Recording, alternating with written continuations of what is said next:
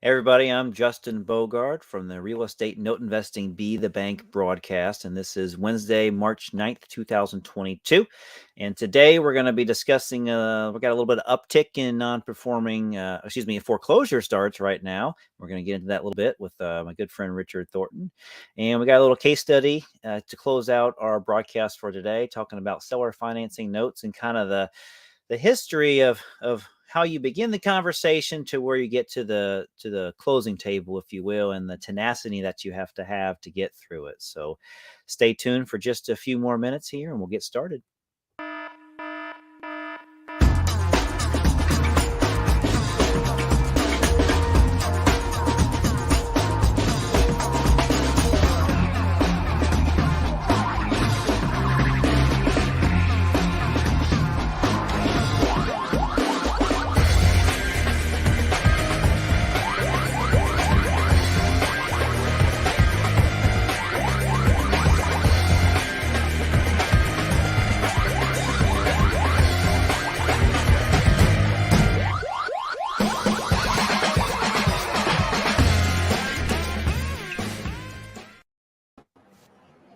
Richard Thornton, how are you today? Mr. Bogard, just fine, sir. About you? I'm doing pretty well. The sun is out today. It's a little bit warmer than normal. It's March. We've got the college basketball coming around the corner, so I'm getting pretty excited. Are you a basketball fan? I am not. Oh, God, we got to end this broadcast right now. Sorry. I know.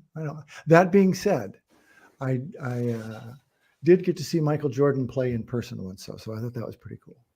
And you saw him play where? I'm sorry? I saw Michael Jordan play in person once. Oh, cool. Yeah.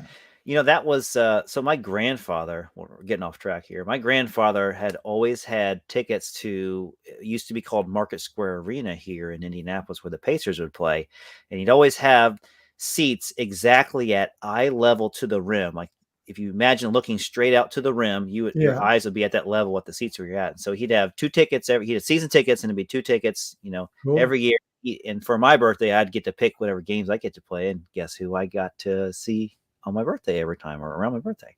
Cool. The Chicago Bulls. I used to see Michael Jordan. So yeah, I've definitely seen him play many times in that arena and spank us many times as well.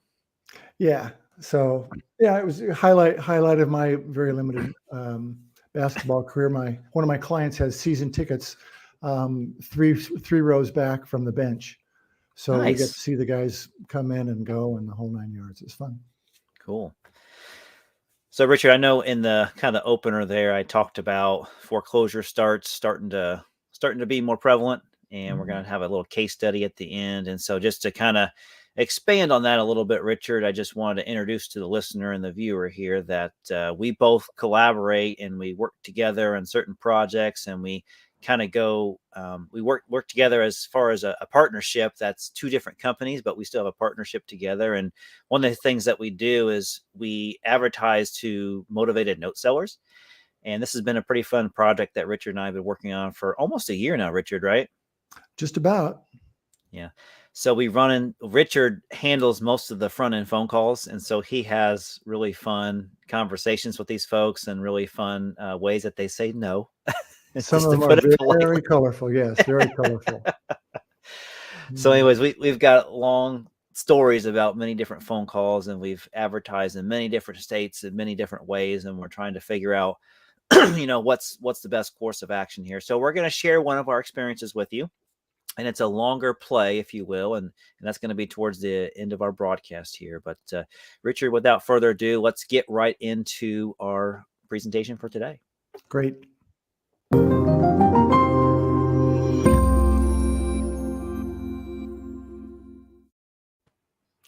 All right, Mr. Thornton, our broadcast would not be possible without some sponsorship. So we got to give a shout out to my company, Bright Path Notes, where we've got the deal flow to make your cash flow. You can reach out to me, Justin Bogard. It's justin@brightpathnotes.com to look for some note deals. We have some on our website, but I've been told very often that they've been up there for a while.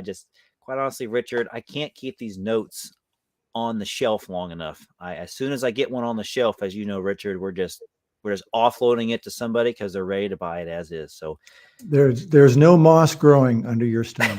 There's definitely no moss growing. No moss. Mm-hmm. Real estate education. So here locally in Indiana, central Indiana, we have the Cyrea Group, where you can reach out to our executive director. That's executive director at Cyrea, CIREIA.club, 317-961-3367. And that's how you can get involved with this community around here. We have about between 700 to 900 members in this group right now, and they range from wholesalers to fix and flippers to landlords to short-term people to note people. And then we have people that have been in the business for 40 some years that shed a lot of experience. And so Cyrea is just a great organization to be a part of. It is a paid membership, and there are a lot of good folks in there that you can learn from. So if you are from a different state and you're investing in Indiana, it would behoove you to be a part of this group because you can have boots on the ground. Richard and I have, and along with Larry, Gil and Mariska Pilch, we have a note investing training program. If you'd like more details about it, you can email us at info@brightpathnotes.com. It's called Constant Cash Flow. And what it is, it's a note foundation training, whether you've had no experience in notes or whether you had a little bit experience in notes or whether you bought a few notes as well. It's a great way to kind of revisit your skills and stuff. And so we're still offering it at a very discounted price right now. I think it's a couple $100, and it's basically a 25 to 30 video training course that also includes case studies as well, and also includes some other things that we're going to pop in there in the future. So it's a great course. We highly encourage you to get it because it'll put you where you need to go for just a few $100. I think so. So our last sponsor here is New View Trust. They are a self-directed IRA company, as we call them as well. And so 407-708-1853 is their phone number. You can email new accounts at newviewira.com. And if you mention this broadcast, you will get your setup fee waived. Is that pretty cool? Mm-hmm.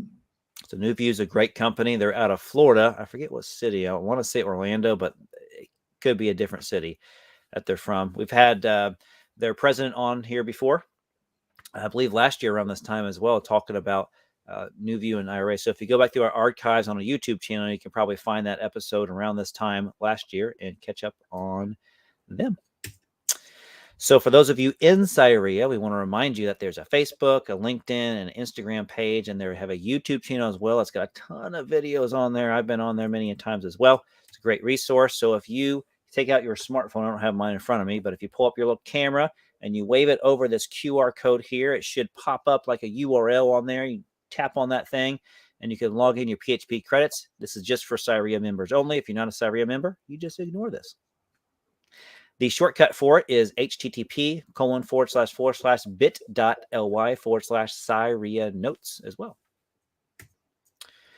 All right, Richard. I have changed and rebranded my podcast 3 times now. 3 times now. I'm in my 4th season. Mm-hmm. So I'm doing this, hosting it solely by myself now. My co-host decided that she didn't want to be a part of the season 4 anymore, not because she didn't want to do it, because quite honestly, she's very busy and she just didn't have a lot of time to dedicate towards it because her business is growing and she needs to be right there in front of it. Totally understand. Check out any podcast directory, look up Be the Bank, and you can subscribe. We'd appreciate subscription to our podcast so you can listen to our new format. Richard's been on there a couple times already. We've already recorded and released 5 episodes. Our 5th episode went out today. We're recording a 6th episode at the beginning of next week that'll release in 2 weeks, 2 Wednesdays from now.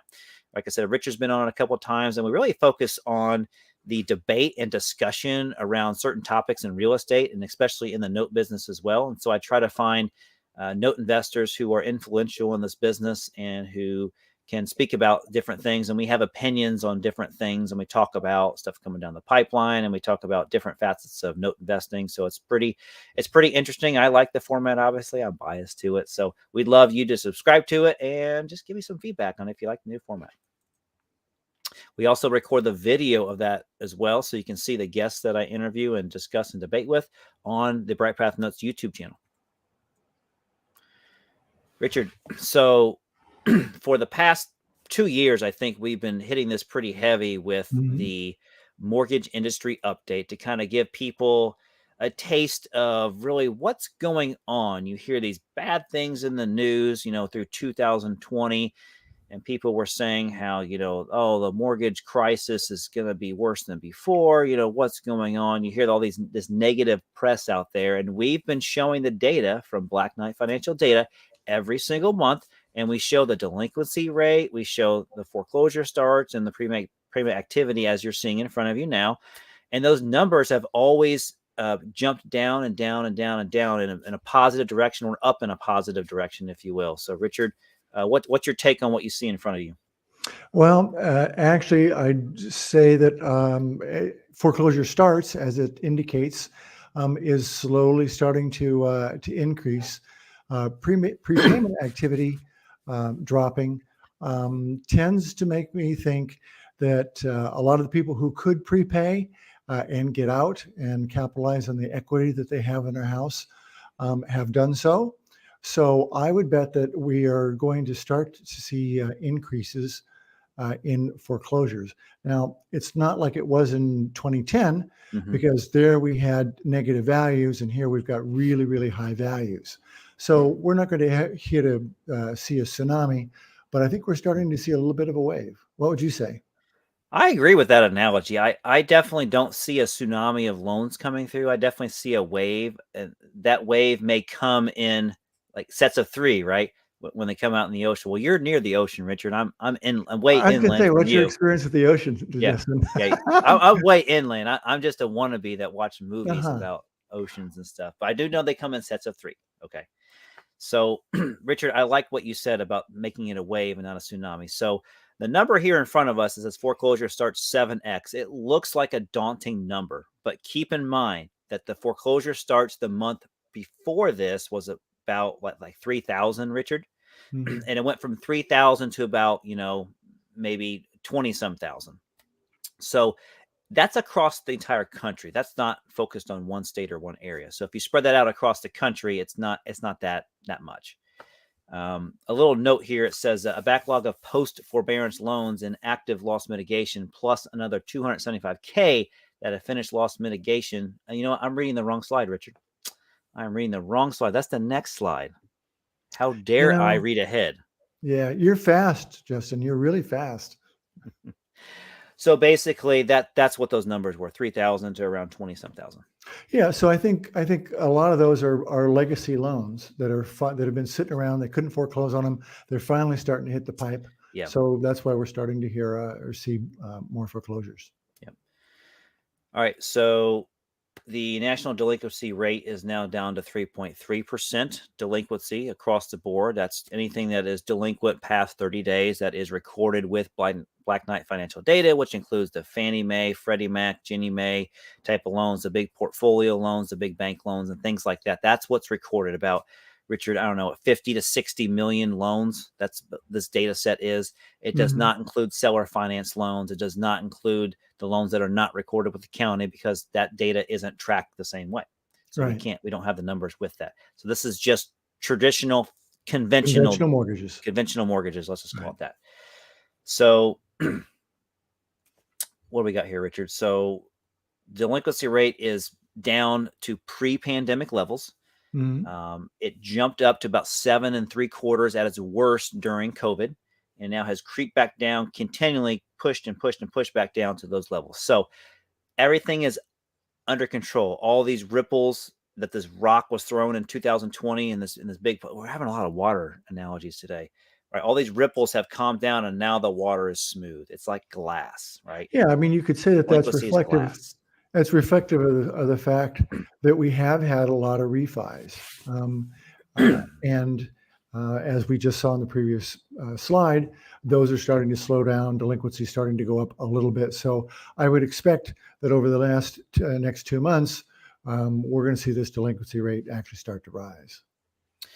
Yeah, so this would be active delinquency right now. So that's saying the current situation of the country is that we have these loans in this situation. So you're right, Richard. This number is going to be interesting in the next couple of months if it shows based on what happens.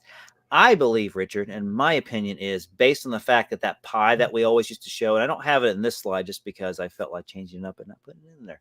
But we showed that there's about 8 million forbearances, and about, gosh, Richard, 55% of those have come out reperforming. Right. for some reason. And another chunk of those, let's call it 25%, have exited forbearance because they refied their house and they did a cash out refi or they sold their home.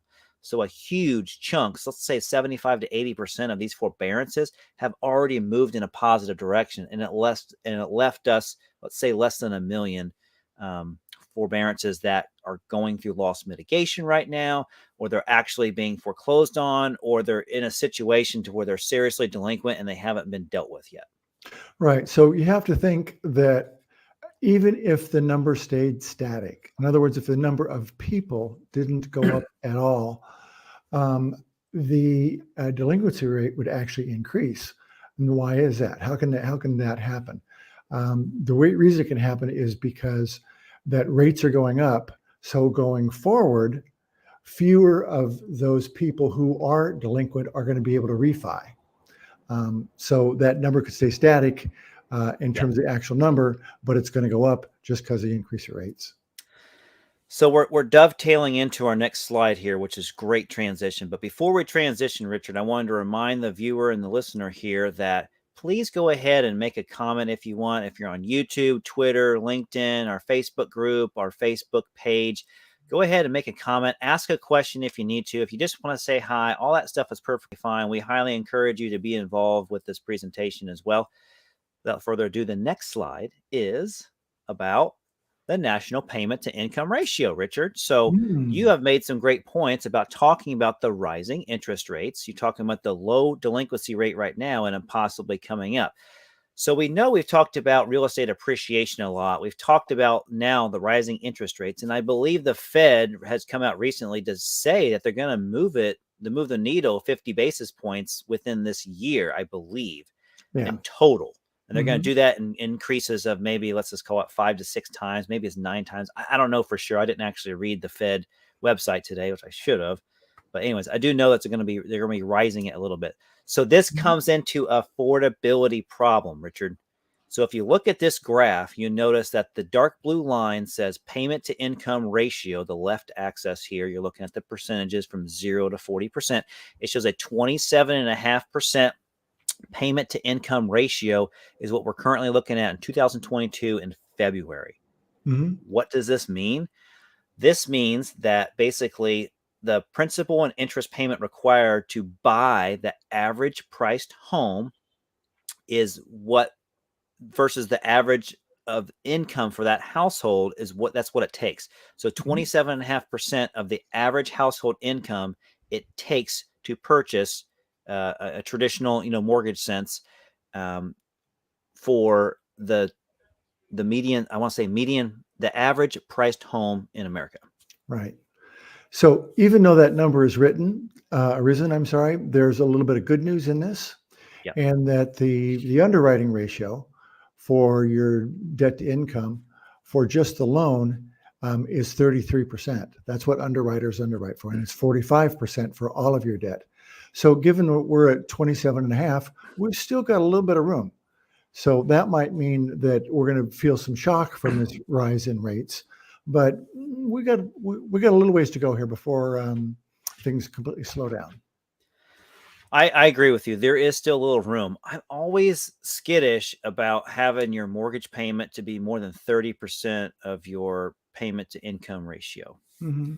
To me, it sounds a little risky. Yes, I know the 45% rule is out there for a good reason, a good measure, but I don't see people being within that window because of all the extra expenses that we have with utilities being a lot higher, with, price of gas going up. I mean, it's, I know in your area, Richard, you said jump to like $27 a gallon or something like that, didn't it? $27 a gallon? No, not that much.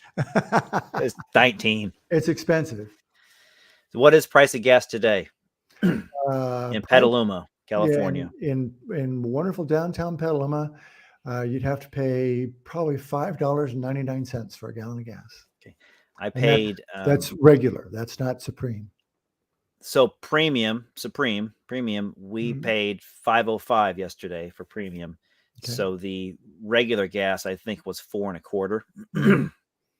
Well, you have to keep in mind that California's got a bunch of taxes loaded on the top of that. I think $1.10 or something like that goes to feeding the roads and the governor and everything else. The governor. I mean, you guys, we just need to cut that state line. You guys just need to float off towards Hawaii. I tell you, well, North California and Southern California, and that's you still got a number of people out here that want to do that. That's hilarious. All right, so Richard and I were laughing about this slide before because I didn't catch this, that I grabbed data that was from last year on the average credit score. So what I wanted to point out to the listener today was that Black Knight is pulling data and showing that the national credit score for folks that get a conventional mortgage is about 720 and above, with what means they're putting down, 20%, 15%, 10% down payments as well. But that's the credit score. So the national credit average 698 from Vantage score from last year, 2021. Richard and I think that that's probably pretty close to being accurate today. We just couldn't find the data fast enough after we discovered that I had that. Yeah, I looked. I suspect that when they're saying it's 698, they're averaging that over a number of months. So that may be the most current number they have. Yeah. So let's talk about the difference between FICO and Vantage. So real quick, we're not, economists here that are, or I'm sorry, financial advisors here, that we're not telling you everything. I'm just pulling this data from the sources that I got. So on a FICO score, you're basically categorized over 5 things. You got payment history, you got amount owed, length of credit, new credit, and then mixed use. So you notice that payment history and amounts owed are the biggest chunks of that. When you look at the Vantage score, they use similar categories, but they rank them in influence. So the payment history is extremely influential. The credit utilization is highly influential. The length of your credit is highly influential. And then the amounts owed, recent credit, and available credit is just moderately to less influential. I like that model because it sounds a lot like how we value seller finance notes. Mm-hmm. So we vet the pay history extremely, and then the how they pay is credit utilization, and how often they pay as well. So it's interesting dynamic there. So that's the difference between a FICO and Vantage score. Interesting little side point. FICO was actually created by 2 Stanford grads right here in Northern California, just about 10 miles from where I'm sitting. Were they your kids? Yeah, hardly. Funny. All right, Richard, it's time for a new transition. Are you ready? We got a quick 7-second video. Ooh, are you ready? I'm ready. The notes on notes.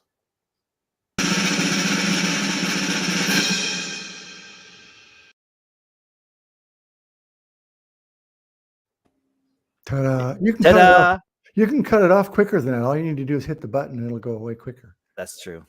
We're working on a new segue into a new thing. So everybody's been waiting for this case study. So this is our seller finance case study for this month.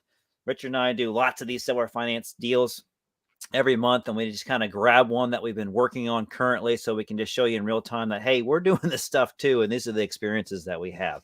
So we're going to have a little fun with this. Yeah, and just in case anybody's wondering, we didn't have time to go out and get a really good picture. So that's actually a picture of Justin's house that you see there. That's exactly what it looks like. It's a exactly two-dimensional house. That's exactly it. And we barely fit in the front door there. Mm. All right. So we have a note seller that we have been talking to in the state of Michigan. So the property value, we're going to start backwards and then we're going to go back to the beginning. So the property value is around $90,000 for this property in Michigan. We found out it was a land contract. It was originated in 2014, and it was a $65,000 loan. It was a $580 monthly payment. It was on a 180-month term, 15 years, and at a rate of 7%. So now we want to walk you through the kind of timeline that we went through to get from conversation to getting close to funding the deal. Okay, we haven't actually funded the deal yet, but we're really close, and we thought this was a great case study to show kind of the history of this loan and what we went through. So, Richard, we're going to start off in September 29th of 2021. This is, I'll kind of tee this up for you, Richard. So this is where you have marketed to this individual, and this individual has responded, and you've gotten the call scheduled, and you're having your first conversation with them. And let's go ahead and talk about the experience that you have on the phone with that first conversation. Okay, so I just like to open this and say a little bit about why we're doing this in particular. Okay. So a lot of people ask us, and they say, "Oh, gee, I really want to get into notes, and I want to have a up and thriving Yeah. business in 1 year's time, or something like this." And so this is, if you're going to do retail notes as opposed to wholesale. This is what the one-off business is like, and this is where most people start. So this is sort of a lesson in tenacity and sort of showing you what the process can be. So I actually talked with this lady after initially setting up a call with her, and basically gave her a quick overview as to what the program was like. She agreed to give us some numbers and things like that. And then Some we decided, terms of the deal, right? right, in terms of the deals, right. And so the way Justin and I do this, we tag team. I'm kind of Mr. Outside, and he's Mr. Inside. That's a good way of putting it. Yeah, I'm the one who's yakking on the phone all the time, and he's back there crunching the numbers and getting the real work done, right? So the next step was, all right, so Richard contacts me and he says, "Hey, Justin, I got somebody on the hook. They're excited. They understand what I told them. Here are the details that I got from them on the phone. Can you generate me a quote of a full buyout?" Or sometimes Richard will ask me for a partial number, meaning that he thinks he can sell them by offering to buy a part of their loan and then them keeping the back of the loan. So I prepare a quote, and Richard gets information and he puts it down in our program, and we go solely off of what what the seller tells Richard. We have no other information or proof around it, so we assume that everything is perfect and everything works well. And that's how we present the offer to the seller. We say, based on what you told us, and we basically regurgitate exactly what they told us, interest rate, the blah, blah, blah, what the unpaid balance should be today. We said, based on that information, if that's true and accurate, this is the cost, this is the price that will pay you for this loan. right. So Justin passed the information back to me, and I talked to the borrower, and she seller. said, or seller, I'm sorry. Yeah. She said, "No, I'm not interested at all." Matter of fact, she didn't say, she said it just like it. She said, "Why would I ever want to do that? Basically, go away."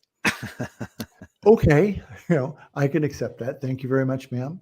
And so we let her sit until January, right? Yep, January 24th. Right. This year. So at that point, I'm thinking, well, we're going through the holidays. People are busy. Towards the first of the year, a lot of people get stressed about money. They spend a whole bunch of money on the kids and Christmas, and now they've got to pay their taxes. And so maybe there's a little bit of an in here. And I'm thinking maybe we can sell her on a partial where she gets some money now, and we'd potentially come in and buy another piece later on, or she'd get to continue the cash flow. So it's a little bit of a cake and eat it too sale. So we talked to her about that and to see if she wanted a partial. Okay. So nothing really happened after that. We kind of went back and forth.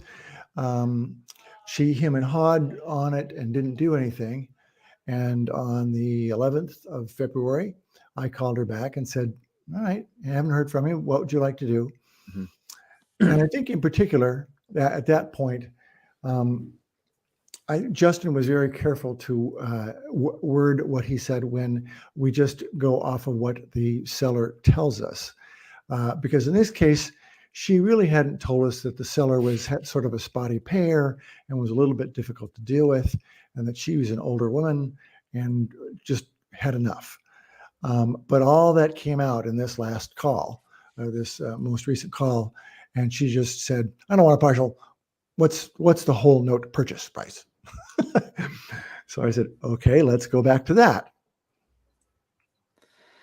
So Richard, I don't think, and if I'm wrong, let me know, but I don't think she actually told us that this person was a problem At that until I point. No, actually talked to them. yes, you're So, right. You're which right. was an important distinction in this timeline. And Right. granted, he talks to like hundreds of people every day, so I don't expect him to remember everything. But we write all of our notes in our Podio program that we have that Richard McGrew wrote for us. Note rules, by the way. And so we keep track of all this information because Richard and I are flipping from loan to loan and making sure that we got all our eggs in our basket. So basically, she had told Richard, you know what, I'm just going to sell the full loan. And Richard's laughing, saying, Justin, you're not going to believe this. All of a sudden, now she wants the full loan because beforehand, there was no way she would do it. And now she wants to. It's just funny how time heals all wounds here. Right. So let's pause for just a second. Michael has a question. Had you had a BPO done at this point? That's an excellent question. So our philosophy is to not order title and not order a BPO until we basically have a written commitment from them and we've gathered all the due diligence documents from them so we can make sure that this is a deal that we're going to invest in.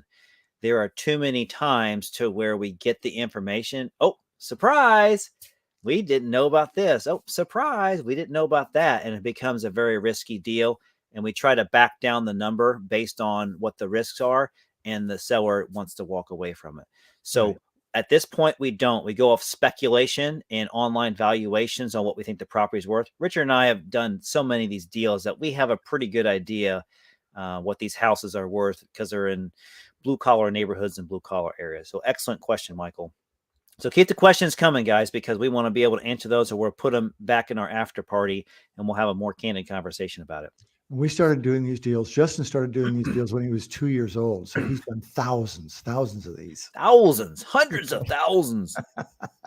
All right, so I gave her a homework assignment. And so I'm asking for her the pay history. I want to see bank statements. I want to see the note and deed of trust. I want to see the land contract, whatever it is. I want to see the I want to see the homeowner's policy. I want to see, the borrower's information. I want to see their name, their phone number, their email address. I want to know where they work. Like I give a list of all these things I want from them. That's their homework assignment. And we really drill on them.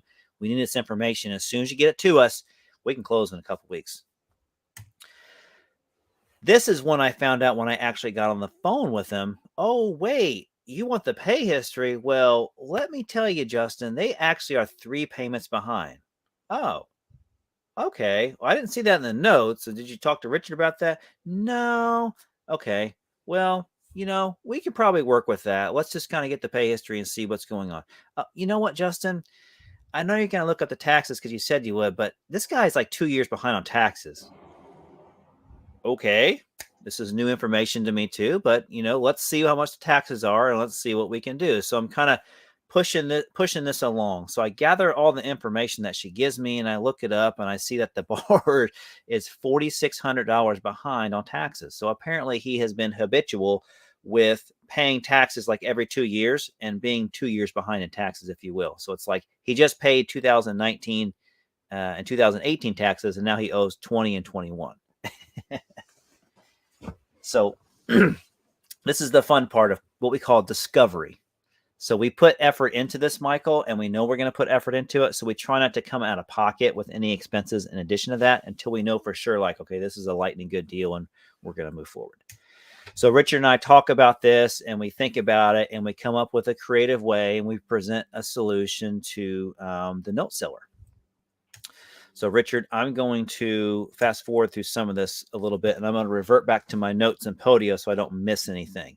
Okay. So, the last time the borrower made a payment, and this is me talking to them in February of 2022, was November 1st of 2021. This is the last time they made a payment. So, they've missed December, January, and February now, and then obviously they're going to be missing March as well.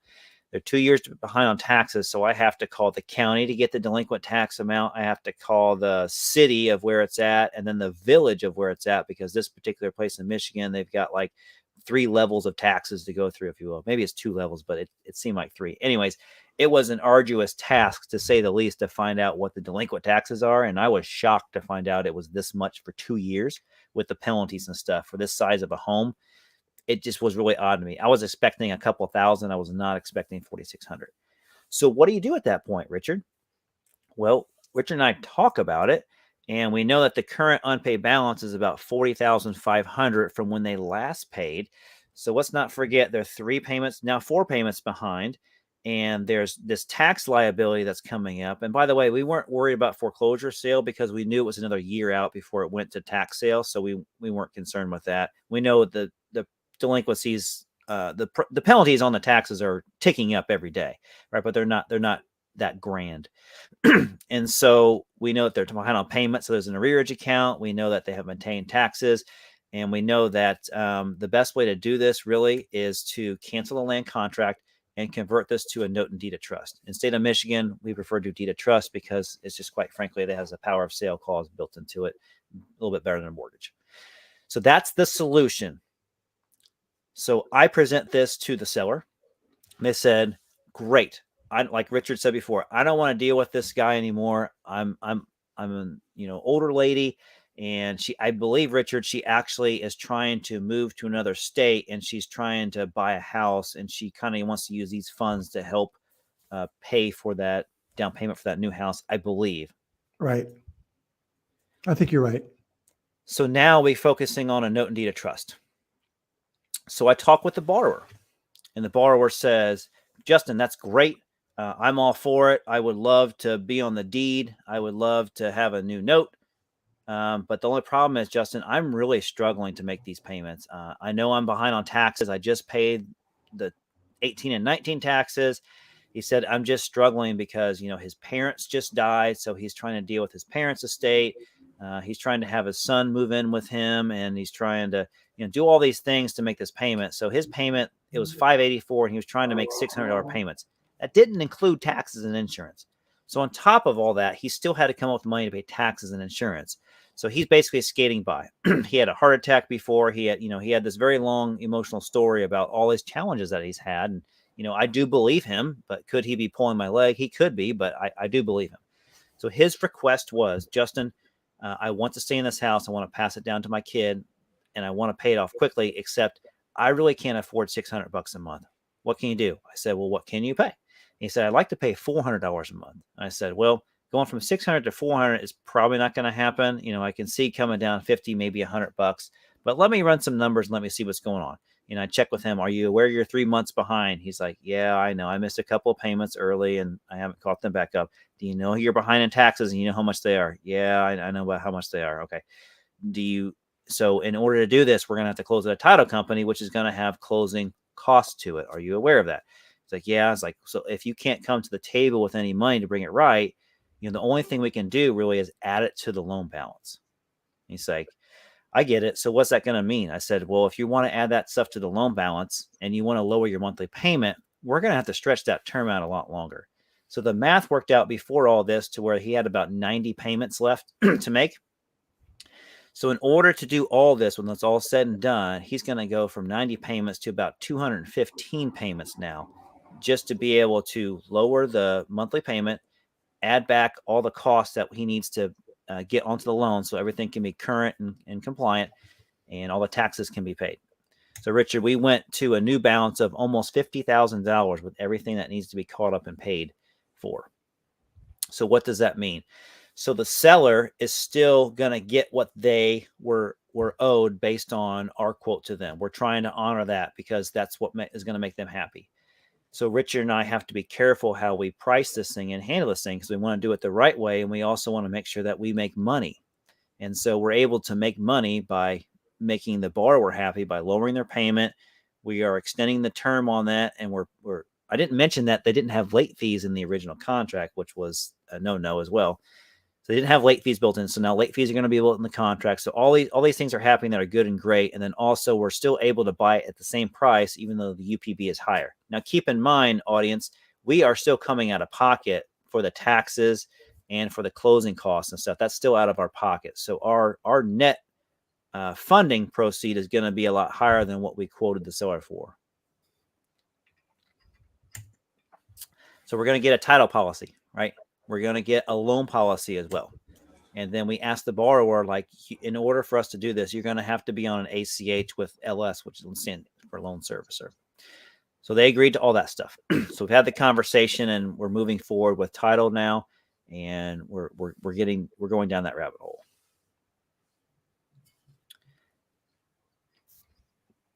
So do we have any questions or comments about the case study that we just went through on the tenacity of finding this deal? So this deal looked like it's a lot of work, and yeah, it was some work. So I have a couple hours into it. Richard definitely has a couple hours into it. But in the grand scheme of things, we're getting this for a really good deal, and we've basically created a new note that is very secure and very compliant, and we're going to be boarding it with the servicer. So we're able to get a title policy and a lien policy, and we're going to be able to be off of the deed as well. So all these things happen because Richard and I are trying to come up with a solution so that we can get the seller paid, we can make the borrower happy and keep them in the house, and then we have a very secure lien position and also a very low risk situation for us as well. Because if the borrower defaults now, we definitely have enough juice in this property to where if we had to take it back, Richard, we're not going to have a problem recouping our money plus a little bit of profit. Right. So Michael's got another question here, which I'll Okay. post in just a second. But Okay. One of the things I want to point out is that from a business standpoint, you're looking at a number of months work on this. And so you have this one, another little one, and you have a whole bunch of these that you're stringing them along. And eventually they start to close and you build up momentum. But that's what it takes. You can't expect to come straight out of the blocks and start to get deals done. It takes a while. If I hadn't gone back and after this woman totally told me no and tickled her again, then we wouldn't be where we are now. So that's what it takes. So let's see what Michael's next question was. What does a new deal look like? So I think he might have made that comment back a slide or two ago. So the new deal looks like the same interest rate of 7%. The monthly payment is $400. And I'm sorry, Michael, I should have put this stuff in the slide. I think I was rushing to get this thing complete before we started today. But it's going to be a 7% interest rate like it was before. The payment, the principal and interest is going to be $400, like you said. But in order for us to get escrow for taxes and insurance, it's going to be an additional $100 to $120 a month. So his total payment is going to be around $500 to $520. So that was explained to him, and then he was pretty happy. So that explains it, or answers the next question. Did you require impound account? Yeah, he obviously was delinquent, and he knew it too. He's like, I just struggled to make these payments. I said, well, what if we were just pulling a little bit each month from your paycheck, or how you can ACHS, and we'll set up an impound like you mentioned. Blue Elm Investments. I'm not sure the individual behind that. If you want to release your name, we'd love to give you the information in person. So Joe would like to know, is a deed of trust like a mortgage? It is. It's exactly like a mortgage, except it's called something different. And the mechanics of it are slightly different. You have a trustee that's in the middle that's actually holding the deed, and they are in control of, okay, if the borrower defaults, I give the deed to the lender. If the borrower pays off the note, then I give the deed to the borrower. So that's an excellent question. Yeah, I like the fart better. The fart, yeah. Hey, this is live on air. I got to run with the blooper as if that was part of the show, right? So Michael, if I didn't answer that question fully, let me know. But yeah, it's a $400 payment, 7% interest. The UPB is going to be around $49K, and then it's going to be 215 payments. So now when Richard and I look to offload this loan, yeah, thanks, Joe. When we look to offload this loan, we got a very compliant loan, we got a low risk loan, and we got great cash flow for somebody that wants to buy it. So these are the best deals, but you have to walk through a lot of mucky water to get to it. Right. So look at what we did here. We were tenacious. We were, to the degree we could be, we were charming. Right. You try and work with people. When you talk with them, you try and do things like if they're in Des Moines, Iowa, you say something like, "Oh, gee, I was in Des Moines once," and you talk about something fairly innocuous about it, and then they start talking a little bit more, and they get comfortable with you, and this is the whole part of the thing that I go through. And then we find out that we've got totally changed terms, so we're adjusting our quote and our terms. Does our quote still work? I mean, it's a whole lot of constantly in juggling until you get down to the very last stroke, which is closing the deal. Yep. And Joe says, thank you. And thank you, Joe. Yeah, you're welcome. So this kind of ended the notes on notes segment of our broadcast. And so if you guys have deals that you see that are seller financing that you either want to create or that you have that you can either buy, you need help buying them, like partnering with us, or if you would like to sell them to us and just be a broker and make a broker fee on it, we are definitely in the position to buy loans, and we definitely would love to have you bring the loans to us. And by all means, we can probably beat them up on the broadcast as well. So send us your deals. Another QR code, guys. So take out your smartphone, punch the camera button, hover over it, and it'll send you to a URL that is our form feed link to where you can plug in the information. An email will be sent to us, and we can value this loan and give you a quote within 24 to 36 hours usually. Land contracts, contract for deeds, note and mortgages, note and deed of trust, lease options, anything really that's a first lien residential loan, we definitely will take that. We'll price commercial loans, but we'll do that. You just have to email those to us because there'll be different requirements for that. So also one thing I'd like to add here, Justin, is that we chose this deal because it was a good teaching deal. In other words, we could use it to explain a lot of things. Not all of them are like that. We've got a fellow in South Carolina right now. He's a home inspector. He also has a I want to say a bug business. A bug business? Yeah, bug business. Yeah. He has termite control and things like that on the side. But he also buys and flips houses. And so he's looking at selling us a note right now. And he's looking at a continued line of business where he obviously knows the numbers. He said, yeah, I can absorb that discount, especially if you guys can say that you're going to be there for a number of deals. I'll accelerate the number of transactions that I do each year. Mm-hmm. I'll expect you to be my secondary market, my takeout. He said, and I'll do 5, 6, 7 of these a year, and I'll just build your model into my model. That's a home run for us. That's a lot of what we're looking at. There's kind of like no muss, no fuss, boom, and it gets done. So our job is to take these extremely imperfect notes and turn them into the highest marketability that they possibly can. And then so that we can be able to offload them to folks like yourselves that are looking to buy some retail notes and not have to do a lot of work to them and just be the bank and make the passive income. That's really our job with our experience and our knowledge and our access to this inventory is what we're doing. So we wanted to showcase this, what we do. All right. Which leads me to one more question. Can we do that? Yeah, let's go ahead and throw it up right now. We have time. He says there was a $40K unpaid balance. Now is a $49K UPB. Did you have to finance the $40K to pay off the land contract? Great question, Michael. So we're going to get into the details a little bit of this right here.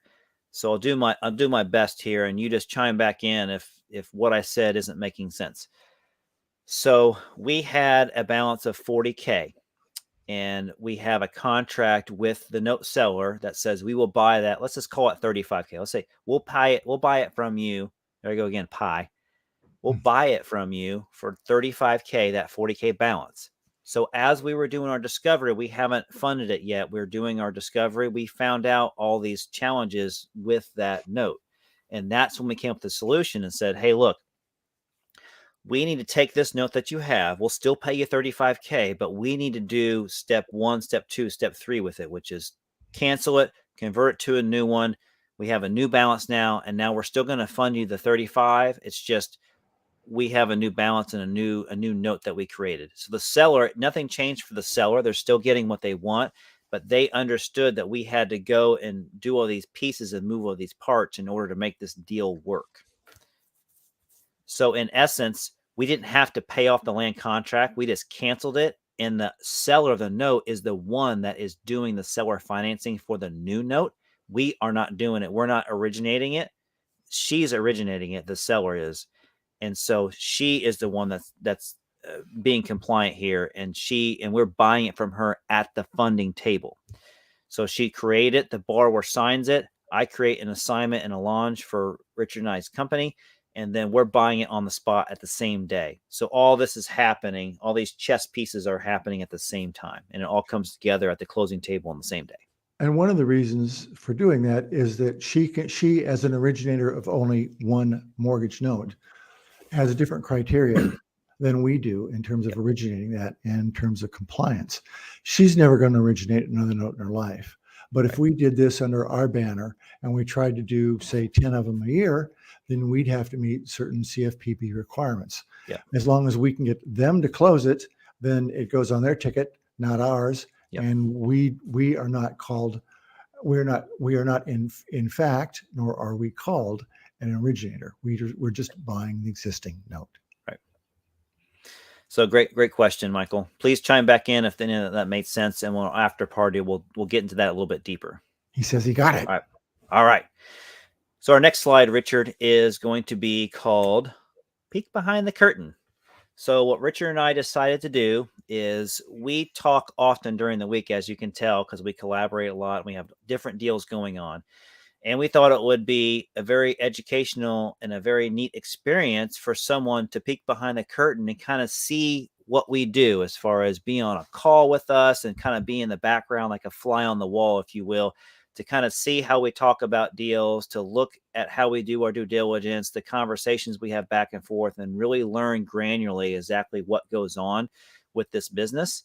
And we're offering this as a subscription model. And we're going to do this a couple times a month, and we'll be some sort of format like a Facebook private group or something like that, where it's not going to be shareable. It's going to be a paid type of subscription. So if you are interested in that, we'd like you to email us at info at brightpathnotes.com. That's info at brightpathnotes.com for the Peek Behind the Curtain series. And we're gonna do this for an entire year.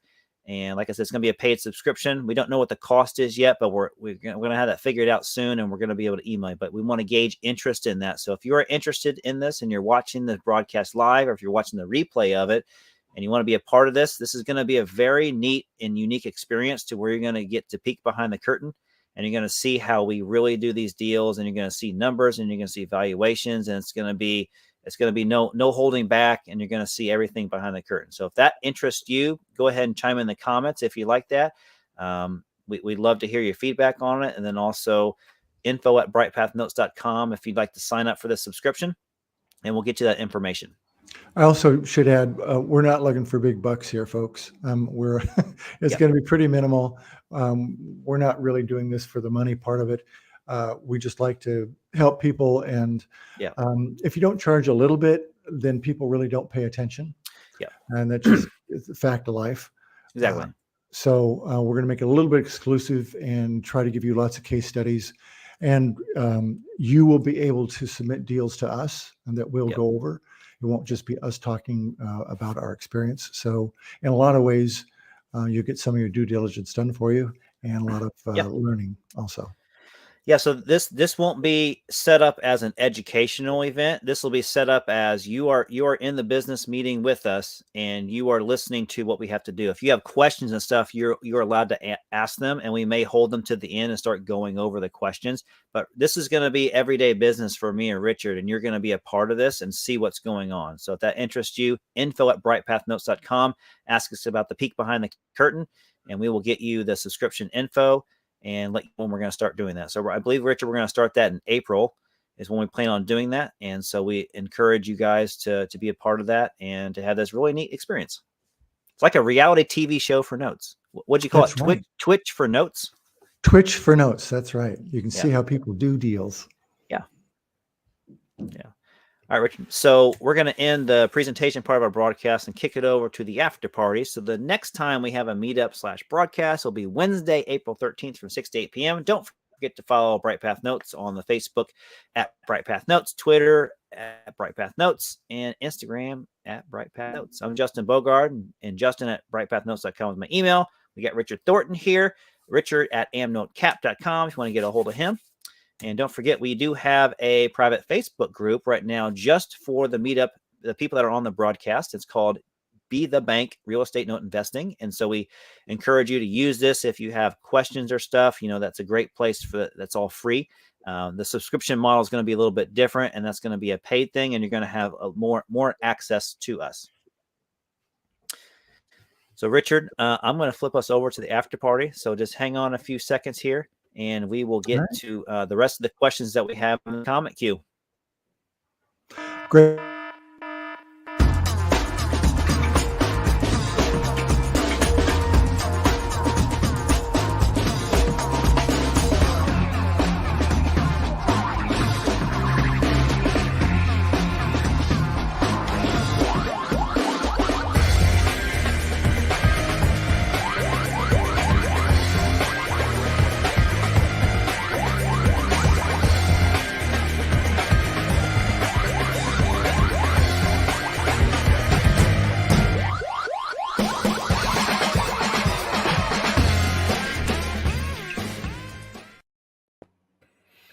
All right, dude. So I talked about the Blue Elm Investments YouTube user, and it happened to be Todd Solinger. So I've heard that name before. So hey, Todd, thanks for joining us today. We appreciate it.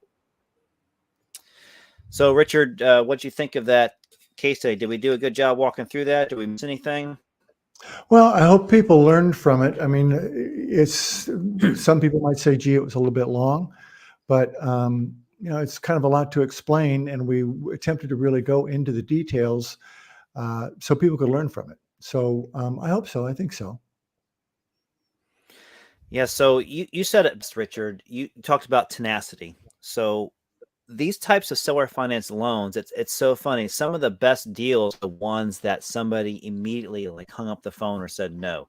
And then Richard stays with it, and he just asked them again. He's not being mean about it. He's not being pushy. He said, hey, look, it's been a couple months. I just want to see if you happen to change your mind. By the way, we thought about this deal, and we thought, hey, if that full loan price didn't make you excited, what if we just bought half of the loan today for half the price? And he gets his foot in the door that way, and then be like, yeah, I would like that. And then it's funny, this person decided, you know what, just sell the full loan. It's fine. I need to get out of this.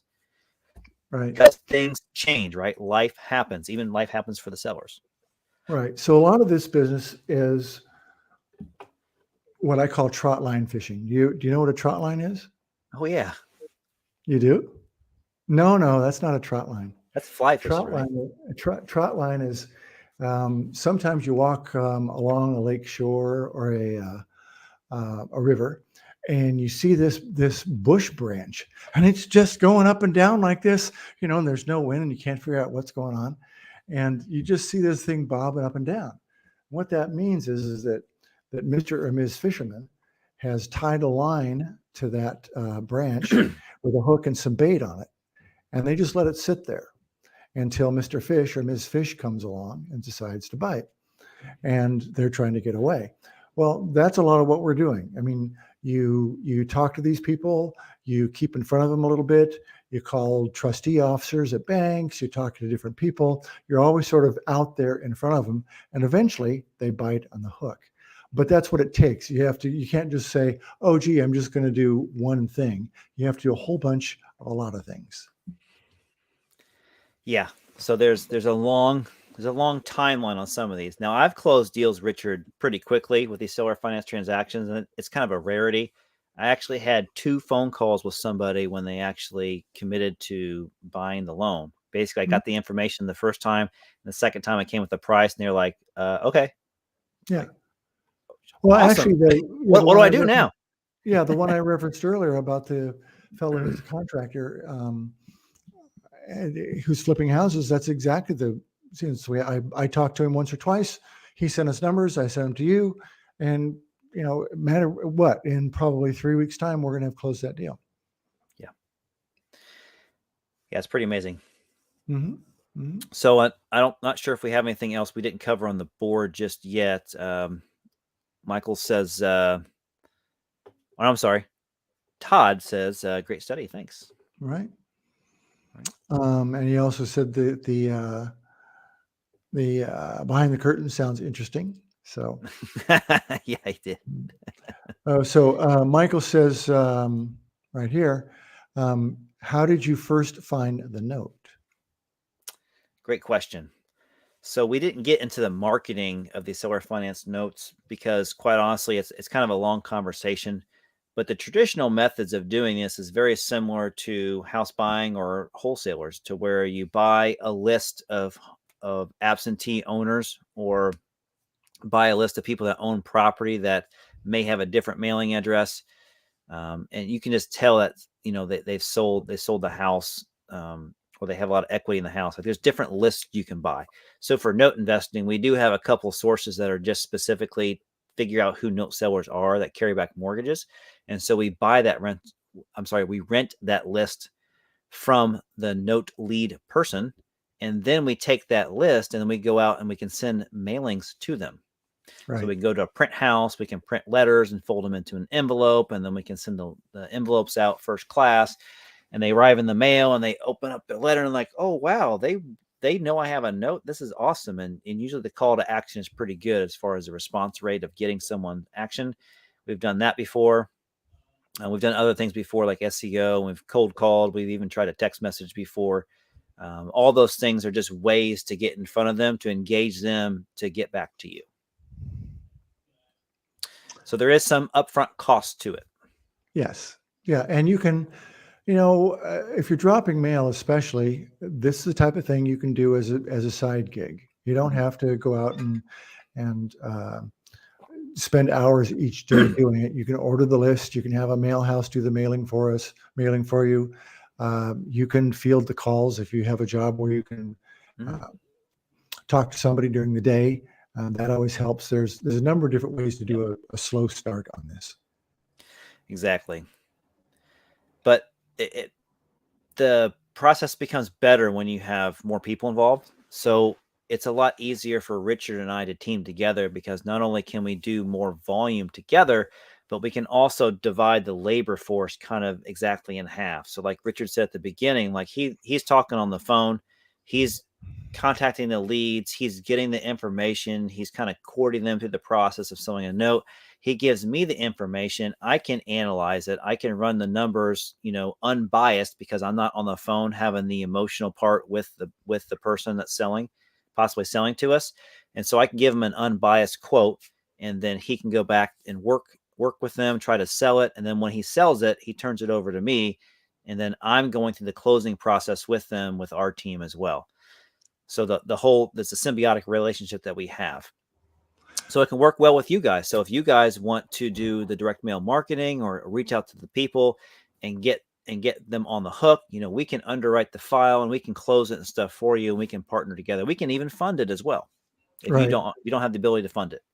Right. And I can't understate or overstate, I guess is a better word, the value of being able to collaborate on this in terms of beating the deals up. And what do I mean by that? I mean, we get a deal in, Justin says, well, how about if we do it this way? And I think about it and I go, well, okay. Or how about if we tweak it this way? Or how about if we do it that way? And you have to be willing to sort of throw stuff up in the air, not have any ego about it, not think that my way is the best way or anything like that. You're always trying to get it towards the best resolution. And that's how you get deals done. And it's very difficult to do that by yourself, or it's more difficult to do it by yourself. Right. Yeah. So just imagine if Richard or myself is doing all these things that we explained. I mean, it's a lot of hours into a deal. So if you don't close a deal, I mean, there's a lot of time that's basically wasted, and you don't get a return on your time. So with us both working together, we spend about half the time, but we spend that time 100% focused on one part of the process. Right. So it's easy for us to come up with a system, a way to, like Richard is talked to probably 1,000 people by now in the past year, just with the collaboration that we've been doing. And so he knows how to talk to people from different states. He can mimic their dialect. I don't know if he does accents or not, but he can mirror a lot of what they do and what they say, to where he doesn't get, if they do come off abrasive, he's able to kind of settle it down and be like, look, I'm just trying to help you out. I'm trying to get money in your pocket. And so that's how you can sell these deals. It's easy for me to evaluate them because I have no emotion into it. It's kind of fun in a lot of ways. I mean, obviously, I'm from Northern California. I have almost no accent to my voice, as most Californians do. But we're talking to people from Tennessee and Kentucky and all the way around. You got a lot of guys like this, and they're talking that way all the time, and there's nothing wrong with that. It's great, but you have to, because I'm probably offending somebody out there who's from Kentucky or Tennessee.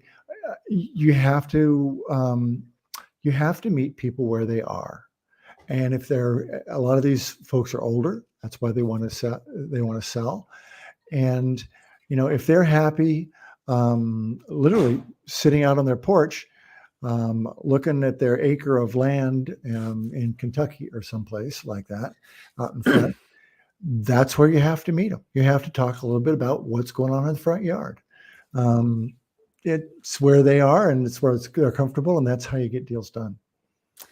Yeah, and we're not making fun of No. anyone from different state. We have an accent to other people just as they have an accent to us. So we keep that in mind, and we get on the phone, especially when I'm talking to them, be like, I'm sorry, I must have an accent to you. I'm just not understanding what you're saying because maybe the phone's garbled, or I'm just not used. You're probably not used to my accent. I can't hear you that well.